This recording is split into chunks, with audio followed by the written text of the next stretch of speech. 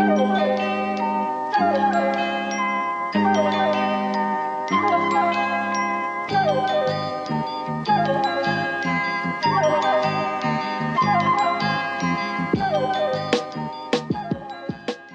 everyone, and welcome to a new free episode of TF. We're doing that again. It is Riley, it is Milo, Hussein, November, and we are joined by, I want to say, the 9-Pete, Seamus Malekafzali. Seamus, how's it going? It's going great. Always happy to be back. We're going to be talking, as we get further on into the show, about the, I would say, thoroughly real estate developer pill designs that the Trump administration has on Gaza and also on the wider Middle East and also, weirdly, Ukraine. Yeah, it's a foreign policy day here at Trash Future. Yeah. We're going to, much like Donald Trump is trying to, we're just going to knock it all out in one evening. Just tick all the boxes off at once and then not have to think about it anymore. Yeah, the Dnieper riverfront is beautiful for condos. They're going to be great. The view's amazing. Like 50% chance of him actually saying this in the next 2 weeks. Yeah, that you could do in a city on the Dnieper River, in Donetsk, you could do a city authentic thing and call something like, the old coal mine or whatever, like a tapas bar. Yeah, that would be nice. Gentrify the Donbass. I'm building my own house there, Luhansk. So we're going to do a little bit of UK stuff before we get into the foreign policy. I've actually briefed Seamus on some of the labor nonsense we'll be talking about. For example, I have a new version of What Do You Call a Group of Three White Men? A podcast joke, which is, what do you call a group of three or more labor right members of the Labor Party's right wing? A WhatsApp group scandal. Yeah, they cannot keep a secret, and yet they also all love saying unacceptable things in group chats. Just because they're like, it's two essential qualities of being on the Labour right happening at the same time, right? Being personally very unpleasant and also scheming. And so those two things interact with each other. And, the one person who is kicked out of the problematic group chat for not being problematic enough or over some different Labour right beef is just like, we'll see about that because I've got a million screenshots. Yeah, this is it. Because if you're going to have a WhatsApp group, especially one that has spicy-ish stuff on there, you really have to have the circle of trust locked down, right? And the problem with the Labour right is that they all hate each other. It's a classic thing of the only thing they hate more than their sort of perceived enemy is they hate themselves, but they also hate each other. And so you've just got to assume when you go into all this that they are all snitching on you in some form. And if they're not snitching on you right now, they will eventually. Look to your left and look to your right. If you don't see the person who's about to snitch on the group chat, it's you. Yeah, they wish they had what Gibbo, Ricey, Cheeks, and Morty exactly, had. Yeah. But before we get to that, I had two pieces of quick news up top. Number one, so this is sort of back over the pond in the U.S. Brett McGurk. Oh, Jesus Christ. Every time. Yeah. Has found his post-politics career, which is much like Daniel Penny. He is being rewarded for presiding over death with a position at a venture capital firm. Oh, good. Yes. Okay. This is from Lux. So Lux being the investment fund. It says geopolitical superiority was once measured by military might and economic strength alone. But today, technology has become the new currency of global power, determined by who leads in AI, tech supply chains, and so on. That's why we're really excited to welcome Brett McGurk to Lux Capital as our newest venture partner. At a moment where maintaining America's innovative edge requires both innovation and sophistication, few people understand the intersection of technology and operational statecraft better than Brett McGurk. Seamus. I think it's really important that a venture capital firm seemingly focused on innovation is hiring someone who famously continued to suggest the same exact thing to solve the Gaza crisis for years. That being the Saudi-Israel normalization, which absolutely everyone else would say is absolute dog shit and would not work. But look, I'm not in the venture capital business. I don't know what they value. Fundamentally, I am a bug person. I don't get it. Suggesting the same thing 50 times, that's the innovative part because it's the last thing they're going to expect you to suggest after the previous 49 times. Exactly. Yeah. During his brief period out of government between 2019 and 2020, should have been longer, should have been forever, McGurk taught graduate courses on strategy and presidential decision-making at Stanford and served on the board of a Lux company called Primer. Teaching teaching presidential decision making when the president whose decision making you've been party to is Joe Biden is like really just writing on the whiteboard. Just kind of do whatever you feel like. He's not really in the office most days mentally, you know? Yeah, it's presidential decision making is a lot about time management and getting it done before like 3:30. Don't get bitten by any of his dogs. Don't get bitten by him. And specifically with McGurk, with Biden, like one of the reasons why McGurk stuck around was because Biden made the decision that McGurk reminded him of his dead son, and that's why he just stuck around. Was he teaching that? That's what, like this is not a man, not like any of these like State Department freaks have really any sort of value to impart on their people. But McGurk is one of those people who uniquely has always put forward failed plans. And the only reason he's been rewarded through long periods of service is because of the idiocy of others. It's really a fluke of government that he is around at all. Seamus, you were describing the venture capital industry to a T. Okay, he's going to fit in perfectly there. I look, my fundamental issue, and this is something I've discussed many times before, is that I assume the world functions better than it does. I assume it rewards different things. This might be one of the only people to go into venture capital and have that be kind of a moral step up. Maybe hurts less people, probably, maybe. Yeah, it's harm reduction. This is what harm reduction looks like. Yeah. Well, yeah, Brett McGurk was a bad apple, so we took him off the force and put him on paid leave in venture capital. Extremely paid leave. We've given him the State Department's strongest sanction. Yeah, they've nerfed McGurk. Yeah. Oh, God. It's make work for McGurk. So basically, right, the reason they're saying is, well, he was on the board of a company called Primer, which harnesses natural language processing for real-time analysis for the defense and intelligence industry in crisis and operational environments. It was there we saw his, to be clear, what they are doing is like, well, we are going to buy influence with a type of State Department guy who everyone like him has probably been fired at this point and replaced by like a Doge teen, but never mind. And what I found very funny, I went on to the Primer website. I thought there might be some interesting stuff there, but it's mostly for reducing AI hallucinations in military situations. But what I thought was very funny is their pull quote. It is, Primer democratizes AI and allows us to scale across a massive organization and put insights directly into people's hands. Our analysts can perform tasks at a data scientist level. That's from Aaron Bernstein, who is the Senior Director of Insights and Advocacy. Where do we think? Where do we think he's the Senior Director for Insights and Advocacy for? You're never going to guess it. Palantir? Sounds Palantir vibe. But Palantir is my first guess as well. Like that, if it's not that, then maybe Liberty University. Where the hell does this come from? Yeah. Pink.com. Yeah, it'd be better. No, Walmart. What? Well, why does Walmart need to reduce the hallucinations in military AI? That's the friendly fire with Walmart's drone program is terrible. Yep, that's right. Walmart needs to use what is, I guess, an intelligence grade AI for something. I mean, we don't know what it is. You thought Britain was getting an easy ride on like keeping its participation in the genocide quiet, but like the Walton family, it seems even quieter. There were Walmart surveillance planes up there, you know? I have questions about Walmart that I didn't have before like this was brought up. Like, so here's what I was able to tell about what it is that Walmart is doing with this thing. So they say the command software is designed with a single pane of glass motif in mind. It means you can look on one screen to see the status of like your whole operational environment. They take queries from users, much like a Google search, pull vast amounts of data, such as social media feeds and news articles, and populates the results with summaries, context, and recognition. It extracts people, places, and things of note, handles translations, and presents sources that explain the processes like math homework. I think what Walmart has bought is Walmart is tracking negative sentiments about itself and is essentially employing CIA grade analysis material and it's increasingly becoming more like a company with spies. Great. The Walmart intelligence division. Yeah, I'm a Walmart precog. They keep me in a bath all day long. It's my job to find out if people posting about us on the Facebook. I think about it before it happens. That pretty much sorts it out. Essentially. Anyway, so that's what Brett McGurk is being rewarded for his time at the sort of sharp end, directing the sort of a blood-soaked Imperial Colossus. He's being rewarded with his like the multi-million-dollar busy box job at a venture capital firm called Lux. Yeah, he's floating in a sensory deprivation tank in a saline solution, scanning the internet for posts about Walmart that are about to happen.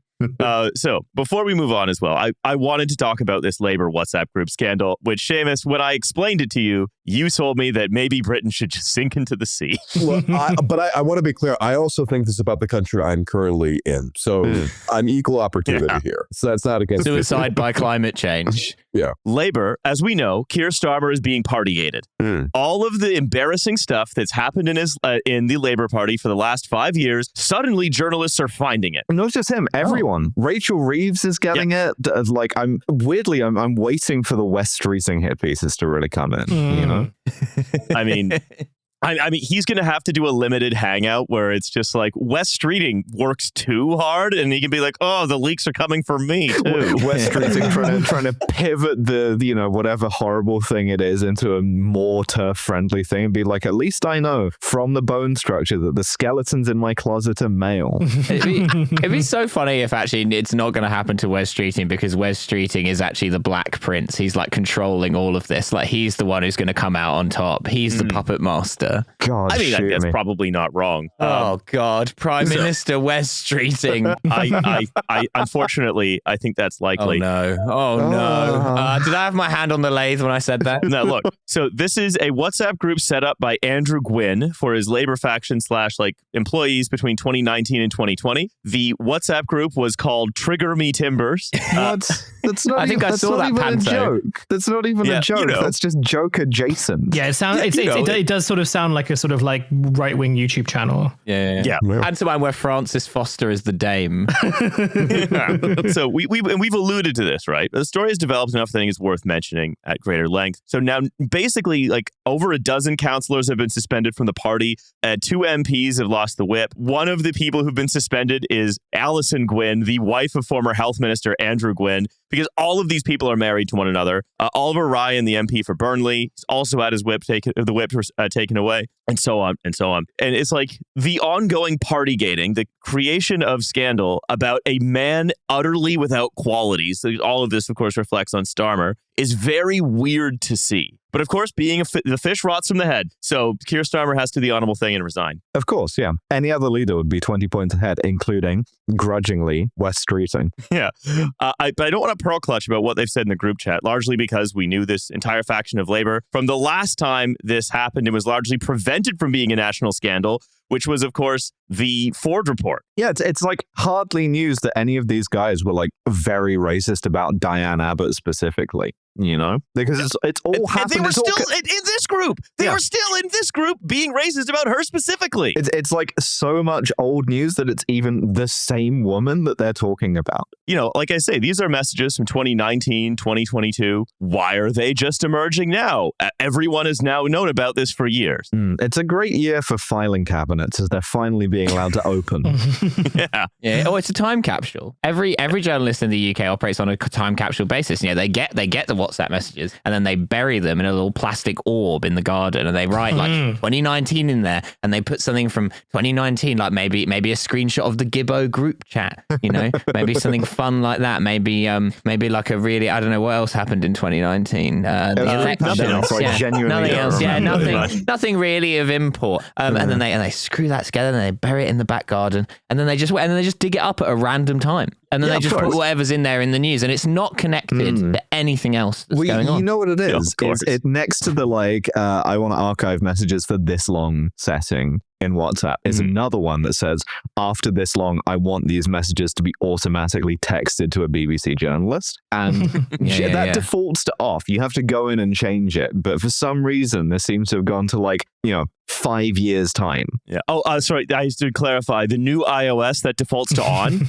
So you do have to go in and change it, or you are going to be texting Emily Maitlis. Journalists have got those automatic mail shot settings on WhatsApp that dealers use. It's like, I've got the pengest WhatsApp messages, hit me up, active all night long, 7 p.m. till 6 a.m. 5 pair emojis. It's 3 for 100.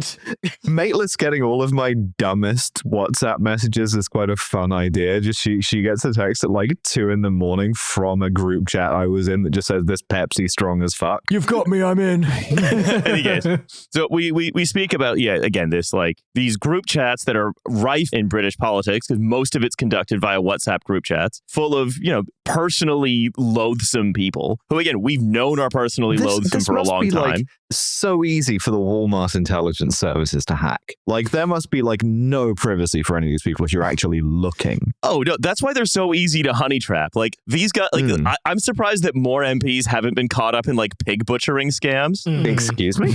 Like David Cameron? Well, hang on, he wasn't butchering. It refers to the type of scam where you'll get a message, usually from an attractive like Chinese woman, who will say like, "I've made a huge amount of money in crypto. Why don't you replicate my trading strategy? Just deposit it here." And then like you'll get returns for like 6 months, and then hey, why don't you make some real money? Put in $40,000 and you'll get like $1 million. You do that and it happens, right? Yeah, exactly. Then you do that. Great. And it happens. Okay, good. I don't have to do anything. Yeah. I'm surprised more MPs haven't been caught up in that kind of thing. I bet they have, and it's like it's going to be released that like fucking Oliver Dowden has been caught up in a pig butchering scheme. So they are talking to one another like they always talk to one another, which is like, I hate my constituents and wish they would die. My favorite part of this, and this is, I think, goes to the thing you say, Riley, about what British politics always comes down to, is Andrew Gwynn texting about like a voter who was giving him a hard time about bins specifically, and texting, "Dear resident, fuck your bins." It's all bins. This is the bin country.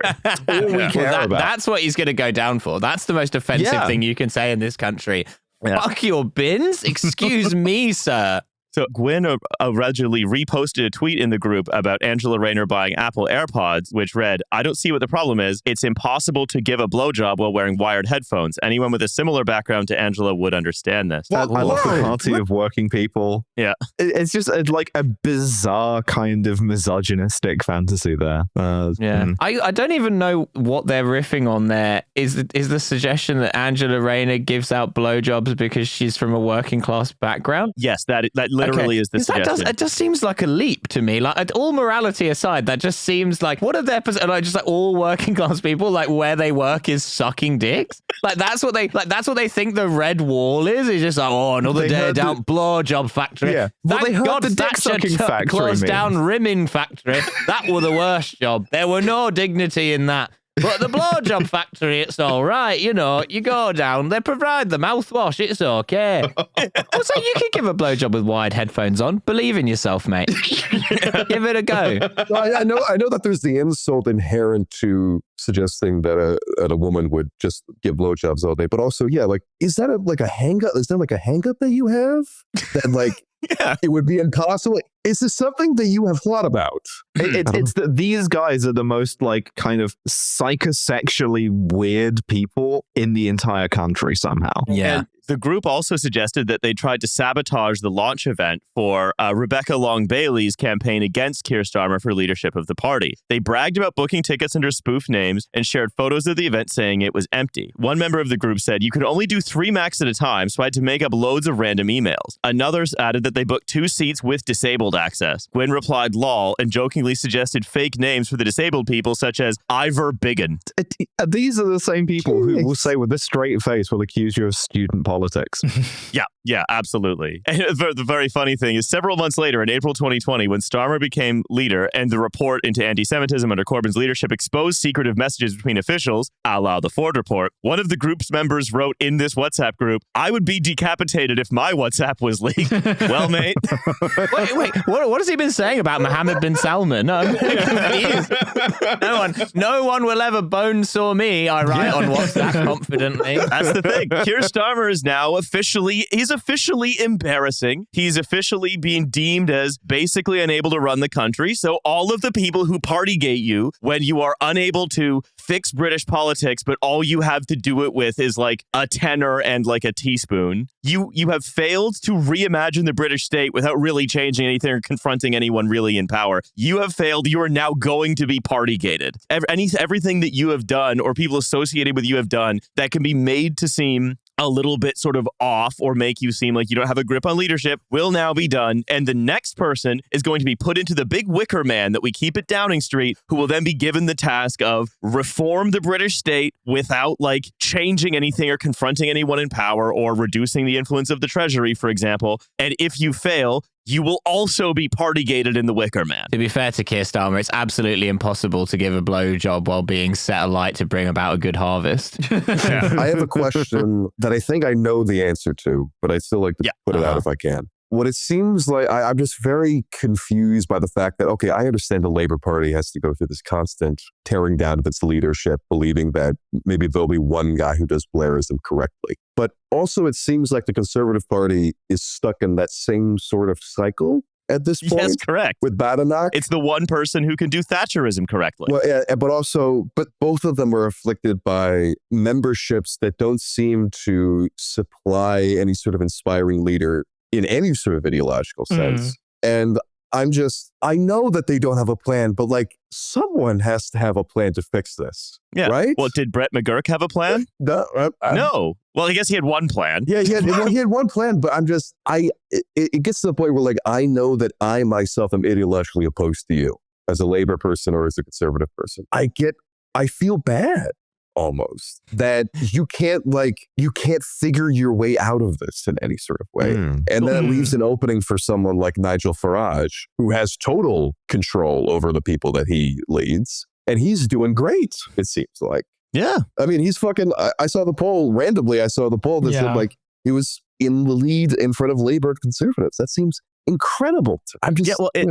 It's because he is the only, like we talk about this before. I think like you see evidence of it every single time a major thing happens in British politics, which is the drive ever since Thatcher has been, or since Blair, has been, you must transform the state. Because after Blair and Brown financial crisis, the state clearly needed to be transformed. And the first plan was austerity, and that sort of didn't work. And everyone agreed that, I mean, it worked for the people who it worked for, right? It accomplished that goal, but it didn't transform the state to make people like sort of buy people into the whole project of Britain again in the same way that Thatcherism and Blairism both did for their respective constituencies. And so no one was able to reform the British state because we're still stuck in the last reform. And so, that's the next guy who's got the official plan to reform the British state that isn't just, I'm going to keep doing what everyone's been doing since 2008, but I'm going to get it right because of my personal seriousness and my unwillingness to compromise and all this stuff, right? I'm going to find the tweak that like makes the last sort of 15 to 20 years work. Is Nigel Farage. He's the one whose turn it is on the Xbox to reform the British state. Yeah, well, he's going to finally address the fact that all of Sheffield's blowjob factories have given out all of their jobs to Eastern European workers. That's right. And I think the ongoing partygating of Keir Starmer is just that process continuing. And whether it's going to be one of the other 1,000 group chats of Labour right, like high-ranking members of the Labour right being genuinely awful to one another and their constituents. Whether it's just going to be more of that, or God knows what kind of scandals that have been like just sat on until it's time that it's like, it's no longer Starmer's turn on the Xbox. I think it's also probably worth noting, and I'll be very quick with this, that like with Farage is such a big character, and also like the structure of reform is one where it's like very difficult to depose him, or like difficult to like sort of issue a leadership challenge to him. That's like more the way that like his party is structured. But because he's such a big character, I feel like everyone who's sort of involved in reform kind of knows what they're in it for, and also like their sort of reformation of the British state is very much one of just like hitting the accelerator and sort of, again, it's just like stripping parts of like the state, but at a much faster rate. But with like the Labour Party, even though that tendency is still very much there, because like the people who are left in the Labour Party are all like fucking careerist dweebs who all like want to sort of have these leadership roles or these like big roles in the party. I feel like that party is a lot more susceptible to like infighting, and by infighting I mean just like snitching, right? It's like it's like sort of uniquely exposed to that level of snitching because that's what you did when you were at the National Union of Students, right? Like that's what happened during the National Union, like in the sort of like period of the early 2000s and 2010s, if anyone was like even kind of microscopically involved in like any type of student union politics. That's the best way to understand it. With the reform guys, it's like they don't really want to do that, or at least it doesn't like sort of appear that they want to sort of like play the game. They're very aware of like what's going to happen. They're very aware of what their limitations are, but they're also very aware of like what they can and can't do.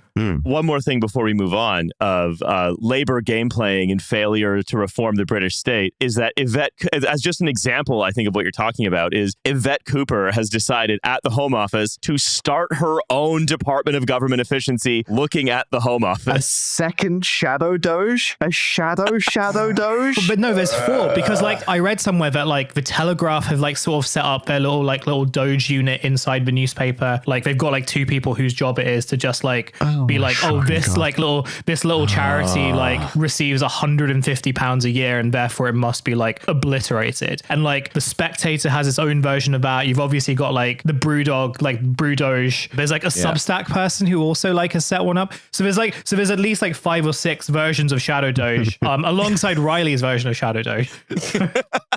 Yeah. If the listener can't see what I'm doing, but my eyes are rolling back so far into my head that my optic nerves are about to sever.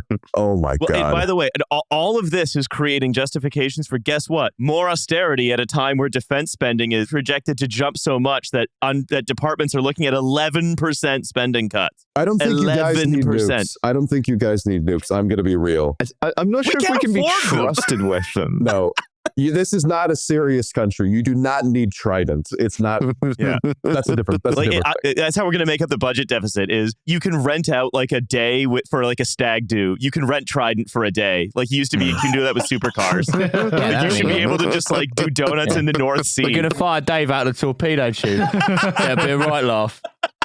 They let you write your own letter to the people before you do a nuclear apocalypse. Yeah. We've dressed him up as Kim Jong-un and we're firing him out of the torpedo tube. Okay, that's just a great way for the British state to raise revenue. If the other thing is like, yeah, I guess we're going to have to cut the Department for Local Government by 11%. Government spending, saving, stag doge. There you go. There we are. This is innovation. Hire it all out to stag do's. This is what I hate when I'm serving on board like a Trident missile submarine and there's a hen dude that comes through. Yeah. It's difficult though because sometimes like your stag do gets like assigned, like a worse government department, and you're just like, everyone's showing up at 9 a.m. with 14 tins at the job center. The DEFRA stag do, horrible. Yeah.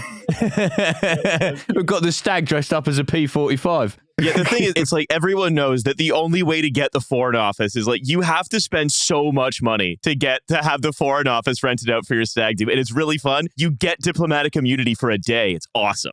Yeah, but you've got to go abroad. We've got the diplomatic immunity. Now we're going to the British Embassy in Prague, and we're going to get on it. We're going to show his cock to a policeman. Yeah, we got you can buy diplomatic immunity from the Foreign Office so that you can go to Prague for your stag do, and then like do cocaine off of a policeman's service weapon, and then they have to be okay with it. Perfect. Meanwhile, the DEFRA stag do are stuck culling 1 million birds because of H5N1. Yeah, when you said there were going to be loads of birds on this stag, this was not what I had in mind. So Yvette Cooper wants to start her own stag doge. Cool. Yvette Cooper, wife of Ed Balls, who again is like on Good Morning Britain, right? Like all these people are all married to each other. Mm-hmm. And again, it's like what she's done is much like Neom was Mohammed bin Salman looking at Dubai and being like, we're going to do what Dubai does. And what Dubai does is cool new kinds of building and shopping and dining experiences, as opposed to like, no, it's like the Middle Eastern financial hub and the hub for like money laundering and stuff. And so built Neom, which that's why it's so uncanny. Again, Yvette Cooper is looking at Doge, and rather than seeing like, oh yeah, no, this is the thin end of the wedge of the total restructuring of the American state, we're starting a department of government efficiency that's going to do away with away days. Civil servants are going to have to bring in their own pens. It's like doing Trump a bit of a sort of an ego favor if he can be bothered to pay attention, which he won't, and also just straightforwardly taking Elon Musk's 19-year-olds at their word that that's what they're there to do, right? As opposed to root out any kind of to try and like find and destroy the cathedral, right? No one's going to the Cotswolds on her watch. But the trouble is, for it to really be like an aesthetic mirror image of Doge, the person who'd have to be in charge would be like someone who makes bad cars and is also an absolute freak. Like it would have to be like if somehow like Bevo resurrected British Leyland, he would have to be in charge of like the British government's like Doge project. The guy who's in charge of British Leyland has hired a bunch of children to try and like go into the British government and make it more hostile to migrants and trans people. It's like fucking hell. What what blood is there left to like extract from that stone, you know? Can't even get a bus to work, and he's focusing on that. Stay in your lane, mate. It's at that point, how can you cut to the bone when what you're looking at is a skeleton with a little bit of gristle left on it? How on earth is there a Department of Government Efficiency? What are they? What are they doing? Are they going to make civil servants bring in their own like pens, like fucking teachers are now made to? All civil servants going to be replaced by stag doos. Yeah, I think that's the only plan we have left. Stag Doge. That is legitimately another. That's like the second great idea in as many episodes that's been brought up on this podcast that involves the word Doge. Yeah. And a very nerdy stag Doge playing Shadow Doge. Like the Supreme Court replaced by a stag do. Yeah, the banter Supreme Court. You have been found to be an absolute legend. Yeah, it's a mixed verdict because they have adjudicated me to be a proper legend, but also an absolute cunt. we're doing restorative justice. See that away. All rise for the hardest geezer. So we are bearing witness to the ongoing slow, I would say, another phase of the ongoing slow decline of Britain that America shockingly appears to have outpaced us on.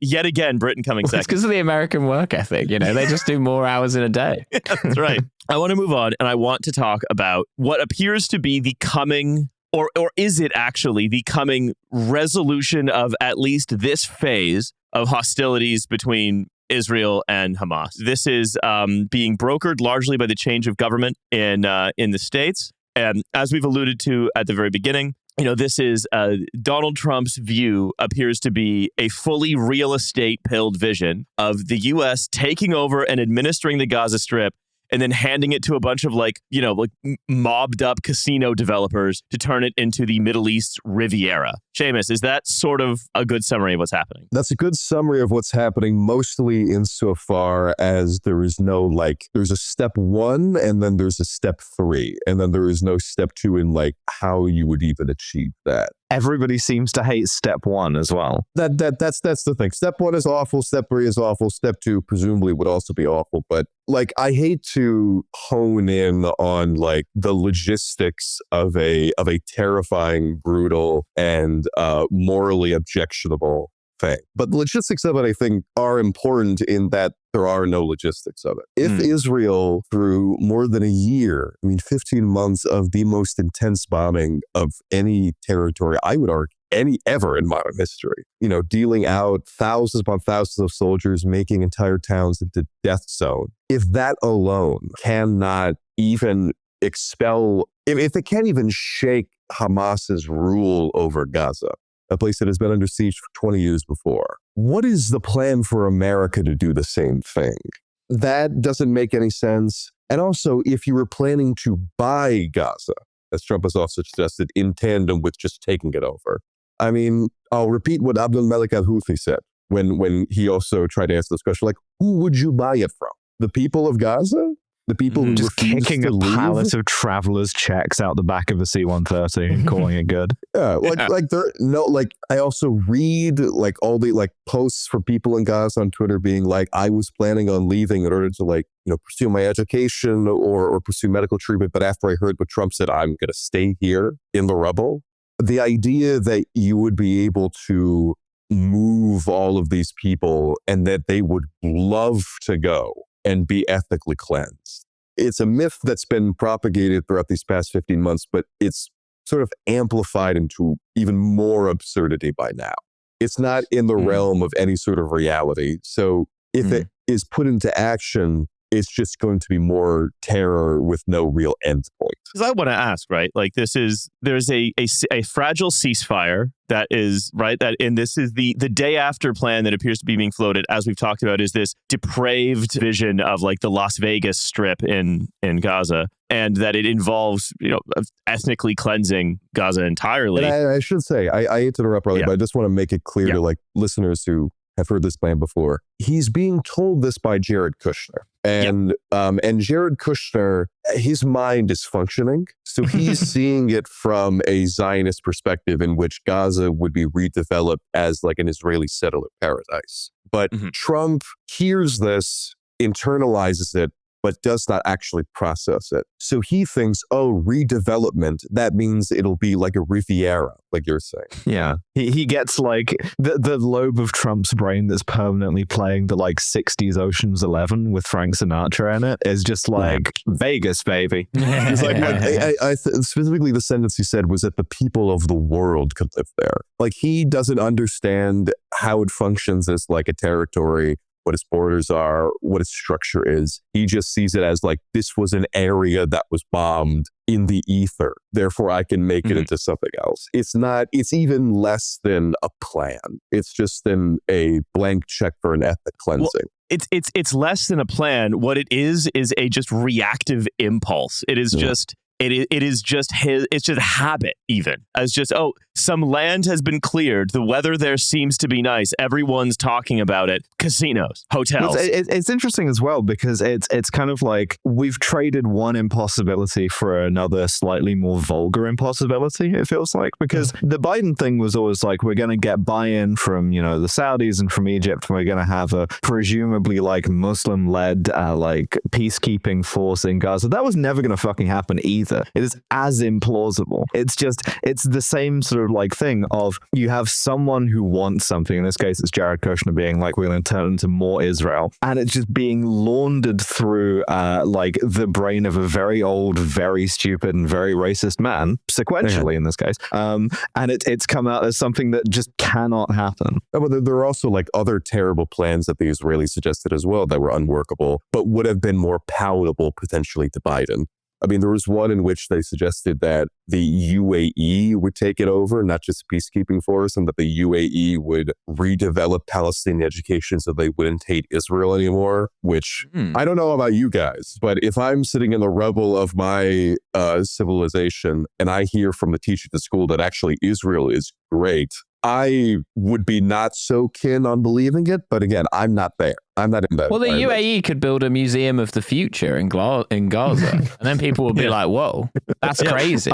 I'm just remembering, apropos of nothing, the Tom Clancy peace plan, which he did in one of his books in the 90s, I think, which was to make it a kind of like extraterritorial, like international statelet, which was policed by the Vatican Swiss Guard, and nobody had any problems with this. Yeah, to be fair, the IDF would be terrified of a guy with a halberd, I feel like.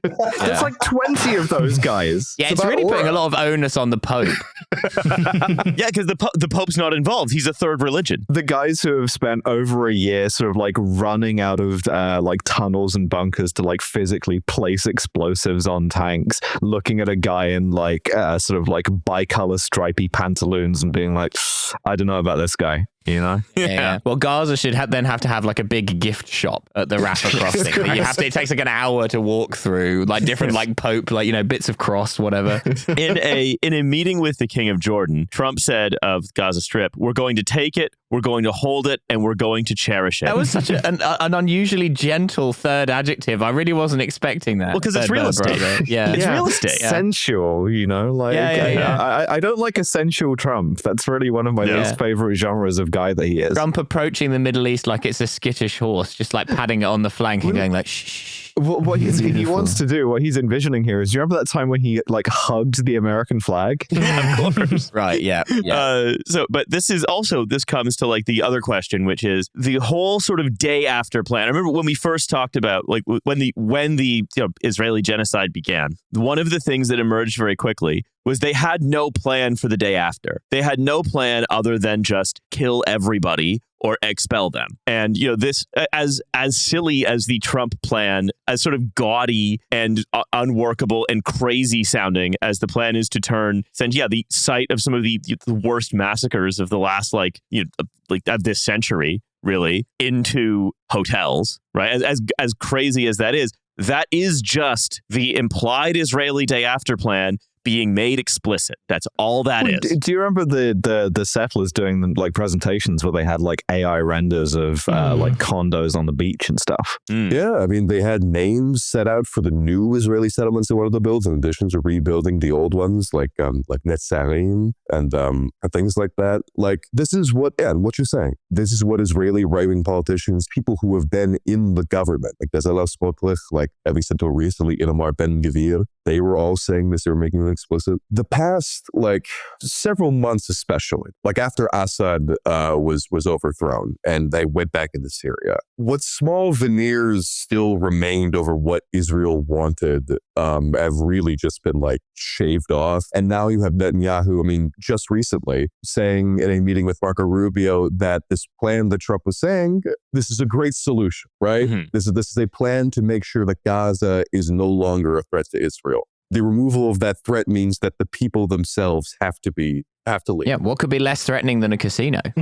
Like I'm afraid to people's financial stability, perhaps, but that's a risk to be weighed. But my frustration that has been constant and continues to build, but has especially hit like a fever pitch here, is that we had to entertain all of these arguments from liberal defenders of Israel that this was not, like, the actual Israeli intention was, of course, not ethnic cleansing. Because why would they do that? You know, this is a liberal pluralistic democracy. They only want to remove a threat.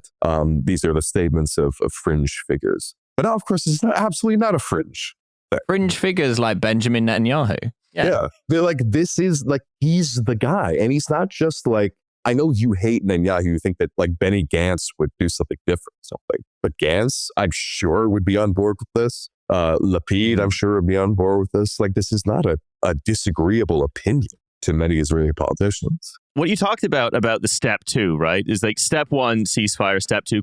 Step 3, Riviera. Step 2 is the implied step 2 is remove the Palestinians from Gaza. And again, Trump, unlike Biden and Coach McGurk, Trump is willing to say, okay, yeah, let's do ethnic cleansing. Let's remove them from Gaza. So again, at this meeting with King Abdullah of Jordan, right, Trump said, I believe we'll have a parcel of land set aside in Egypt for the Palestinians.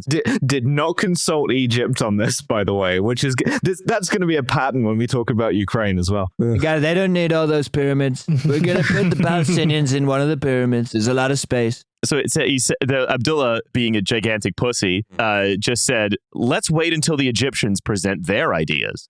and it also was like, we have to do what's best for our country and yada, yada, yada. Like Abdullah and Sisi, they're not going to submit. They have at least enough sense that they're not going to submit to this. They know that accepting 2 million Gazans into their respective countries is going to destabilize the entire thing for a myriad of very understandable reasons. But they are absolutely going to be willing to humiliate themselves like this. And even if they claim that they're going to reject this, they're going to continue allowing it to be pushed and forwarded and made more acceptable discourse. And that is an unforgivable sin in my eyes. So Egypt is currently, I would say, at the forefront of a diplomatic blitz to corral support for an alternative, which is basically the Biden plan, where Gazans are ruled by a committee of technocrats drawn from across Gaza to administer the enclave, and that Palestinians trained by Arab forces like Egypt or the UAE would then provide security. Egyptian officials are now seeking, public from Reuters, public and private funding sources across the region hope to hold a donor conference to secure commitments. And it's like, well, wait, is Hamas just gone? I mean, are we doing Gaza? Are we doing like Gaza Doge? Removing like needless waste in the Hamas administration. Yeah, no, it's like I said, it's a fantasy, right? Like even under its own terms, there's something that will not work in heavy air quotes, right? No, I mean, what's the thing that has been missing from all these conversations about new administrations is that Hamas has always said, they said continuing throughout this, that they would accept the reintegration or the re-entrance of the Palestinian Authority into Gaza if there were elections, right? That there is a new election in which the Palestinian people can choose again for the first time since 2006 who they want. And if Hamas isn't elected, then that's fine. But at least that there is a re-emergence of the state of Palestine as an actual functioning government with elections. But that has never been entertained by the Palestinian Authority. They still want Fatah to always be in control of everything. And I assume, I'm going to guess that this current plan where they want the Palestinian Authority to reemerge, they're just going to want Hamas to surrender. And what I think would happen is if you are either you demand that Hamas surrender all of its functions as a state, as a quasi-state to this new Palestinian administration. If they don't, what are you going to go to war with them? Are you going to do another intra-civil war within Gaza for this? You're going to hope that the PA, which famously is unable to do anything without the IDF backing them up, you're going to make a collaborator administration with the IDF go to war against Hamas and then hope that that administration is valid to people, that they're going to accept it. None of this is stable without the idea that there are no Palestinians inside of it, which is why the Israelis know that that is the only actual solution in their mind. Because as soon as you allow Palestinians to stay there, they're inevitably, as human beings, going to have opinions and dignity. And that's not a variable that they want to account for. Yeah, and ultimately, right, that is, something like opinions and dignity are going to get in the way of doing, the Trump hotel and casino in fucking Gaza City. That's it. That is it. And that's also why I think that, the UAE's ambassador to the United States, Youssef Al-Otaiba, said, I don't see the alternative of what's being proposed. So if someone has one, we're happy to discuss it, but it hasn't surfaced yet. Literally all right, smart guy, let's see you take a crack at it thing with the 2-piece jigsaw puzzle. Because Youssef Al-Otaiba, I just fucking hate his guts so much. He's constant thorn in the side of every Washington insider. Constant fucking nuisance. I hate him. Sorry. And I think what he's saying is, in this case, which is there is, short of recognizing that Palestinians are human, there is nothing short of doing the Trump. There's nothing short of replace them all with hotels that the international community will really consider. Well, but that's the problem, is because all the Palestinians in Gaza, they don't agree with the Trump hotel and resort plan. So we've come up with a compromise solution where they're not there anymore, and then they won't disagree with it. Yeah. Well, they can disagree, but because of the distance, they'll sound quieter. Yeah. We're going, sorry, what? So Trump also repeated, so this is, and we come then to the sort of mafia-ness of this all, right? Which is that Trump keeps repeating these suggestions, right? The U.S. is going to directly administer Gaza under U.S. authority. He doesn't, when asked who are you going to buy it from, he's like, we're not going to buy it. We're just going to go. Have we considered the possibility that between Canada and Greenland and now this, Trump is just trying to maximize the number of stars he can get on the flag? Is he playing Risk? Brain? What's going on? Yeah. He says, I can tell you about real estate. They're going to be in love with it. What? He said of Gaza's future residents, while also insisting that he personally would not be involved in the development. And then it's this. As long as he's avoiding a conflict of interest. Yeah. And this is, he's doing his classic thing where he says something outrageous and then his staff need to semi-walk it back. So now nobody in the region, whether Egypt or Jordan or even Israel, actually knows if the plan is all of these sort of senile brain farts that Trump has had, where Marco Rubio, who's God knows what kind of conversations he's having. Well, I guess at the time of recording, he's currently talking to Sergei Lavrov. Oh, good. But Rubio and Caroline Leavitt, the White House press secretary, said that Trump only wanted Palestinians relocated from Gaza temporarily in an interim period that will allow for debris removal and reconstruction. But also, talking about debris removal, 70% of the buildings have been damaged or destroyed. 70% of the farmland has been damaged and is made unlivable. That includes about 250,000 units of housing, and it has produced the destruction equivalent to the most devastating urban warfare in modern history. So, Seamus, what you mentioned earlier, right? 50 million tons of debris have been created, and it will take tens of billions of dollars to rebuild Gaza, and that restoring their economic output to pre-war levels will take 350 years. Which, 350 in that years. sense, for Trump to go, yeah, okay, we, the US, are going to take care of that is, let's say, uncharacteristically magnanimous, which will lead you to the, another thing that leads you to conclude that he's not going to fucking do it. But yeah, I just, it's a real adventure in sort of mid-level people having to say, sometimes you have to pretend not to hear, Mr. President. I mean, that's the last two have basically been in the same position. Now, bring back Scaramucci. Good old days. He's a resist lib now. He's you know. Yeah, he does the Rest is Politics US. That gave me a stroke. Yeah. Anyway, yeah. Rory, they need to put Rory Stewart on that prison where like Oshalon is. Like, that's crazy. It's like the mirror image of Pod Save the UK. He's their outpost here. It's like Suicide pod. They have to bring them all together. Yeah. You think of U.S. administrations as being sequentially more nakedly gangsterish for quite a long time, right? This is just the next stage of that process, right? Where it's like, well, we are going to we are going to strong arm the building of a bunch of casinos. This time, Mo Green will not be involved, right? That's the main difference between this and the construction of Vegas. I mean, Trump actually doing this is a funny idea in the sense that if it would all be done as cheaply and as corruptly as he's done everything else, so the casino lasts 6 months and then collapses because it's made out of sort of cardboard, just built lazily on top of a bunch of demolished homes. Yeah, and then like the sort of continuity Palestinian resistance that is like managed to like maintain a network in the country was like goes to plant a bomb under the casino and just falls apart by itself. It's like, oh, I guess we didn't need to do this. Yeah. The first building to fall down from a virtual red triangle landing on it. Yeah. They shouldn't have got SNC Lavalin to build any of those resorts. Yeah.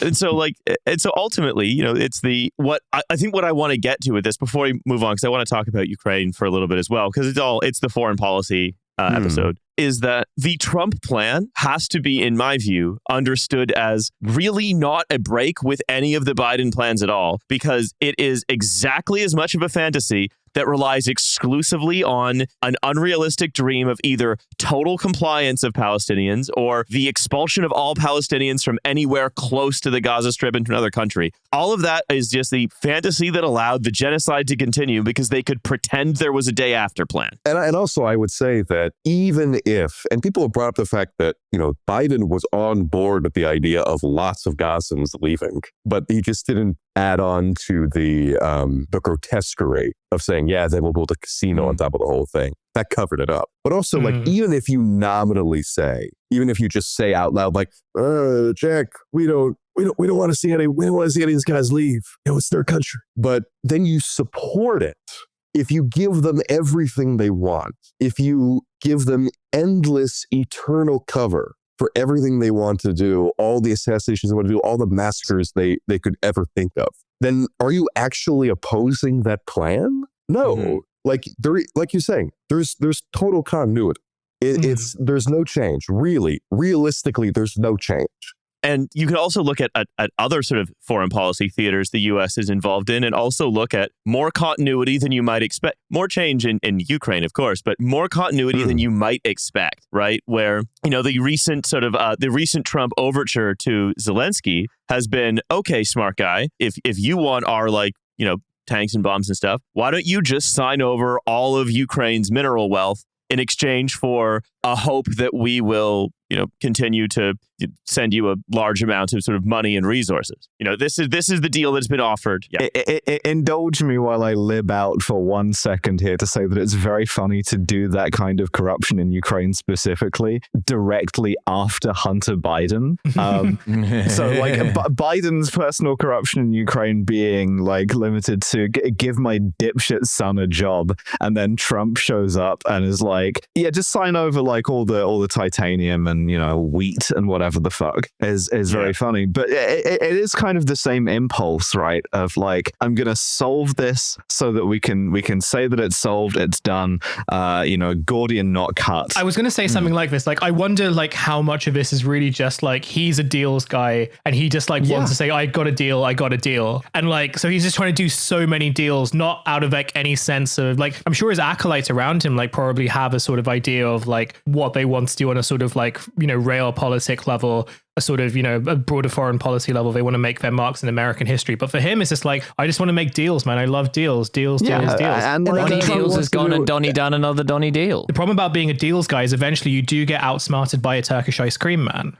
The Turkish ice cream man is going to be in charge of giving back the Donbass. With what you're saying, like it's what he wants to do with Iran as well. Like he's recently talked about, like he wants to not do war, he wants to like do a deal with the Iranians. Never mind the fact that he tore up the original deal. It's what he did with like the North Koreans as well, right? It was just like the sort of actual kind of nature of like whatever deal he was trying to make, like didn't really change anything, wasn't really material. He's like seemingly forgotten all about it now. But he was able to sort of say that like, oh, I almost made a deal with like North Korea, to which like the question was always just like, number one, who asked you to do it? Right. It was just on the list. It was just on the list for him to do. And this is the thing about Trump, right? Is that he's the closest you can get as an American president to being like unburdened by what's come before, in the sense that like, specifically in Ukraine, right? You can kind of judge for yourself how like idealistic or cynical or like self-preserving all of the like European support and American support for Ukraine was. But Trump doesn't give a fuck about any of it. And he doesn't even give a fuck about stuff he himself has done or said. So it's everything is approached completely in isolation, and so it just comes to like phone calls basically. Have you seen that film the Apprentice, the one that like Sebastian and like I saw the BBC series. That's right, yes. That's the British version of it. It's like the British office and the American you want to one. be the president of the United States, but But like in that film, like one of the really sort of like interesting and very telling things about like the Trump stuff is that he wants to sort of like do deals that he doesn't really think about. He thinks about like the repercussions afterwards, right? And so much of like the story is very much like he wants this hotel, like what becomes a Trump hotel. And like people like generally just asking like, why do you want it? What's the purpose of it? This is shit. Why do you want it? And he's not really able to answer. He just wants to do the deal. And you can sort of see, it's a really interesting insight. And obviously obviously like lots of it is just dramatized and everything. But it does kind of like reinforce that point about like he wants to present himself as being like a deals guy through and through. But what's seemingly happening? The action is the juice. That's right. Yeah. Yeah. Right. And so what he is proposing is sort of, and this is this is sort of reiterating to Ukraine. Crucially, this is one of the other things about it is as with Jordan, right, in Egypt, he's done the thing of just like announcing something without anyone else who might be involved having any notice of it, and just going, I'm going to talk to Putin. Ukraine isn't invited. Europe isn't invited, which has led to this hilarious kind of scramble for dignity as everybody's meeting in Paris to be like, how can we like sort of finagle our way back into these negotiations somehow? It reminds me a lot of how the Afghan conflict was wound down, in that Trump famously sent Pompeo to do peace talks with the Taliban, and reached a peace deal, but did not include the Afghan government, despite the fact that that was the whole thing that they were there for. And so inevitably they do this peace deal, and then when they withdraw during Biden's administration, then it all just collapses. It all dissolves because America has no beef with the Taliban anymore. And it seems like with the Ukraine stuff that it's going towards that sort of situation. President Zelensky may have been excluded from the negotiations with Putin and Trump, but he can talk to me. I'm a great listener. I'd love to hear what's bothering him. That's basically all he can offer, Starmer, is this thing, right, where Trump pretty much like killed the idea of Ukraine ever joining NATO, right? So that's out. So what we have instead is, the gold standard that Zelensky will be looking for is like US troops in West Ukraine, so that if the Russians try and like fuck around again, there are Americans there. That got ruled out. So now what we're down to is Starmer et al. Going, okay, well, there's a bunch of European troops there, but they're not there under the auspices of NATO. They're just kind of hanging out, vibing. And then if anybody shoots at them, we don't really know what happens after that. Maybe we're at war with Russia without the US. We'll just kind of vibe it out. And I feel like that's the kind of thing that you can't really vibe out in the moment. No. What if Russia shoots at that one Dutch special forces guy that's there? Or the one Estonian guy? Estonia are at war with Russia, what they've wanted this whole time.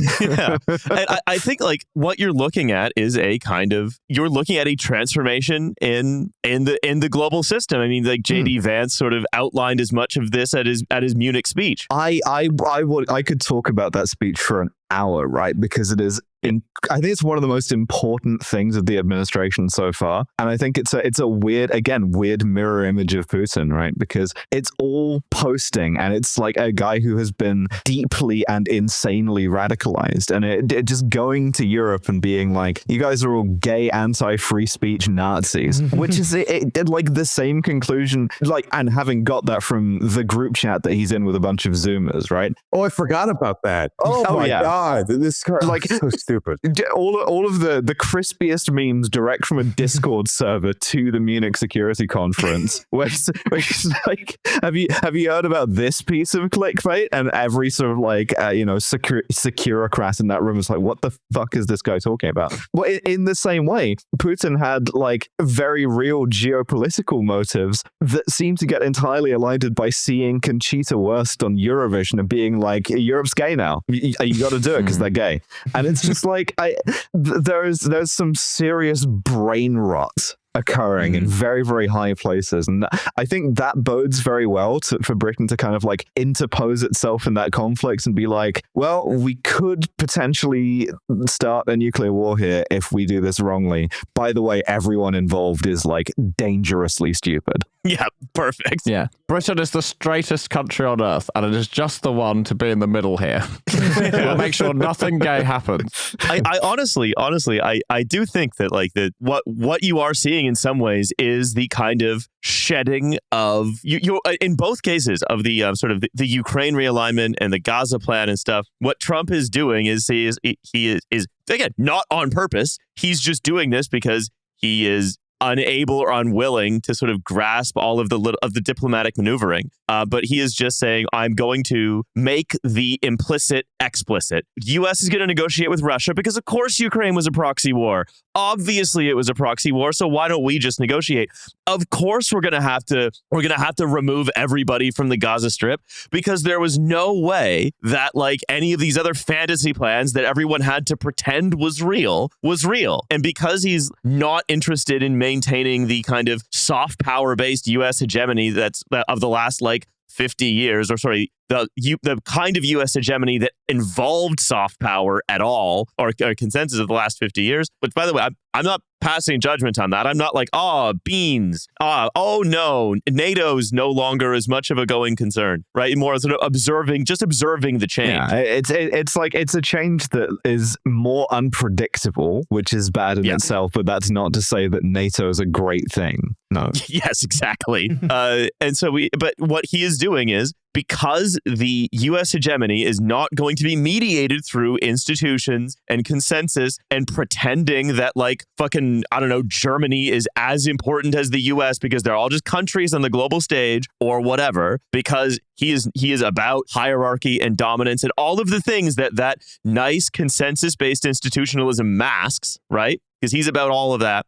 It's the convenient stories that allowed liberals to get on board with all this stuff are gone. You were seeing the return to the ways of an old colonial empire in which, you know, the British, God love them, they were not concerned about like scholarships for Myanmar back in the day. They were concerned about how we can assert our dominance through military prowess. America, they were not doing soft power programs when they were conquering the Philippines, when they were most powerful. They want to return to that. They'll do that any way they can. And trying to attract immigrant talent is obviously off the table. Trying to project the idea that America is someplace that is attractive in any way is off the table. Power needs to come from within and it needs to be projected without. And any other priorities are wastes of money. So now we're just destroying all of our cultural hegemony because we're bored. Yeah, great. I think it's awesome. Yeah, I mean, you know, I think bored is one way of looking at it. I think that driven insane by being a colonial metropole is another. Either that or everyone involved like had a hamburger while visiting Britain in the 90s. Sorry. Yeah, our bad. Fuck. Yeah. It's you know why? It's Gen X people leading Gen Z people. It's lead poisoning leading TikTok. Yeah. Explaining BSE to an American. Remember that burger you had at the Hard Rock Cafe in London in 1996? Well, yeah. Well, guess what? But no, I honestly like that's how I see what is happening. It is to be at the head of an empire for that long has driven the empire insane, and it is now like one of those animals in the zoo that goes mad in captivity and just bashes its own head against its enclosure until it dies. Yeah, and also like the frustration of like knowing that you're the prime superpower, but also being constantly frustrated that you have not had like an honorable moment in a great many decades. Beset by constant failure. It'll drive me crazy. And we're now just beginning to see, I think, the real rubber hit the road in that sense, now that some of these plans are at least being floated and have to be taken seriously. But I also noticed that we've been going for a while. So once again... Just like the American Empire. Just like the American Empire, this podcast must thank Seamus for appearing on it. I always appreciate it. Our pleasure. And as ever, if people want to follow your writing, where can they find it? They can find it at Seamus-Malekafzali.com. And I have a couple things coming out very soon in Parapraxis Magazine and Protein Magazine. Oh, hell yeah. Okay. So do check all that out. And the LA Review of Books. That's awesome. Okay. Milo, want to name some cities? Glasgow, sold out. Thank you. Still on sale. Perth, Brisbane, Sydney, Melbourne, Canberra. Buy tickets to all of those. Most of the cities in Australia. Link in the description. Also, I think that's right. Yeah, I think also Dublin, not Adelaide, and some other Irish dates I think are on sale. Adelaide could not get a venue. Sorry, Adelaide, I'm on a schedule.